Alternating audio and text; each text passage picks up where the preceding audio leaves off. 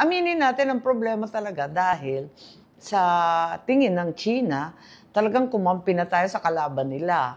Nagbigay tayo ng 17 base militar sa pakiwari nila, yung EDCA sites. Talagang mainit ang ulo nila. Natatakot talaga ako habang umiinit diyan sa West Philippine Sea, may nakita ako na plano ng China na gagamitin yung hypersonic missile. Hindi naman nila iniisip na lulusob dito sa Pilipinas yung katakot-takot na army nila, mga navy nila. Hindi ganoon. Ang plano, air. At ang plano yung hypersonic missile at nakatakda na yung 25 na target nila. Kitang-kita na. Ang sabi ng US, hindi daw nila kaya labanan yung hypersonic missile. Mas lalo akong ninervyos kasi akala ko kapag missile, meron yung ibang bansa yung tinatawag na Iron Dome, hindi makapasok yung missile.